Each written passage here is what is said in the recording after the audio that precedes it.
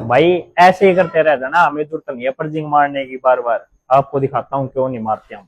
तो ये भाई हमारे इंजन का तेल, इंक, इम्पोर्टेड इंक है भाई। हम 10 PL की इंक यूज करते हैं स्टार फायर मशीन की, जो डायरेक्ट चाइना से इंपोर्ट करते हैं, इसलिए हमारी मशीनों में ब्लॉकेज नहीं आती। बिल्कुल हाई स्पीड पे मशीन चलाते हैं भाई हम। को जो भाई ये कहते हैं हाई स्पीड चला, हेडवीक हो जाते हैं, दिक्कत आती, कुछ नहीं भाई। हम कितने साल हो गए काम करते हाई स्पीड पे मशीन चलाते हैं। बस हम इम्पोर्टेड इंक यूज करते हैं, हम इंडियन इंक यूज नहीं करते।